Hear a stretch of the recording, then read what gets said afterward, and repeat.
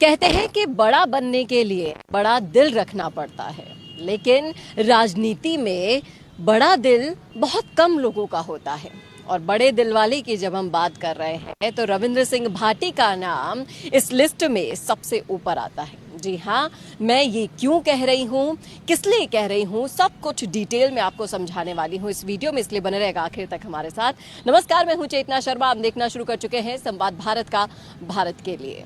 तो हाल ही में मदन राठौड़ जी ने एक बयान के अंदर रविंद्र सिंह भाटी को कह दिया छुट्टा।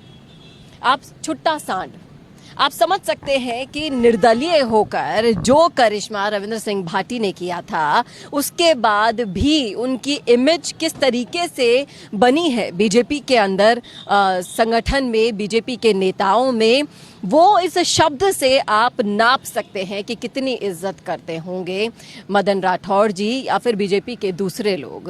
लेकिन कहीं ना कहीं सियासत में, और सियासत को अच्छे से समझने वाले लोगों को ये अच्छे से पता है कि रविंद्र सिंह भाटी के मन में क्या है।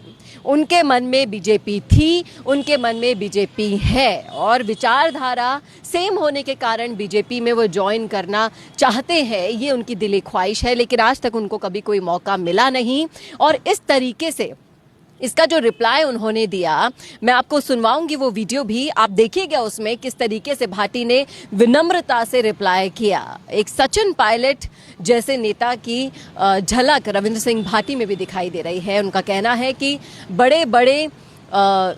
मैं बड़ों का कभी अनादर नहीं कर सकता, मेरे बड़े बूढ़ों ने हमेशा उन्हें इज्जत देना सिखाया है, और इसी तरीके से उन्होंने अपना बयान दिया। आप सुनिए ये वीडियो, फिर चर्चा में आगे बढ़ते हैं। जिस तरीके से भाजपा के प्रदेश अध्यक्ष ने कल आपके बयान पर प्रतिक्रिया देते हुए कहा ये तो छोटे सांड है, तो क्या करें?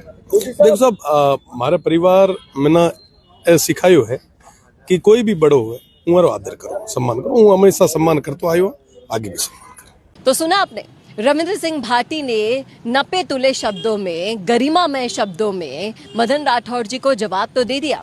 लेकिन जब से इन दोनों वीडियोस को सोशल मीडिया पर डाला गया तो ये वायरल होने लगे और लोगों की प्रतिक्रियाएं भी इस पर आने लगी तरह तरह की।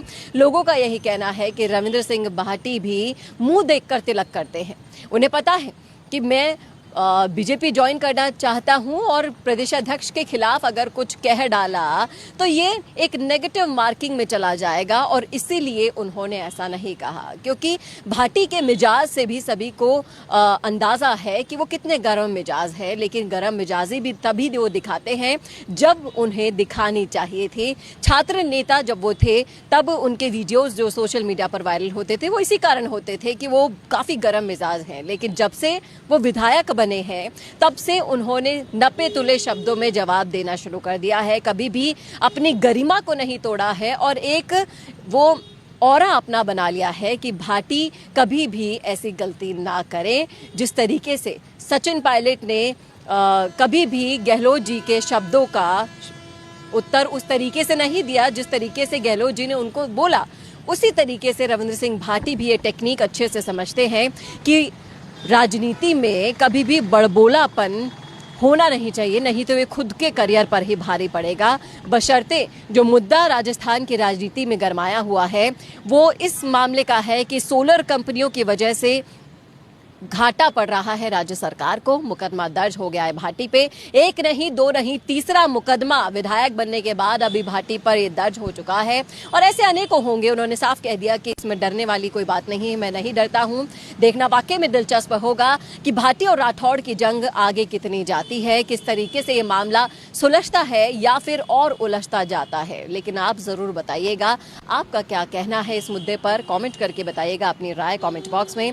कैमरामैन करण शर्मा के साथ चेतना शर्मा, संवाद के लिए। बोरिंग वीडियोस को नेक्स्ट लेवल पे ले जाना चाहते हो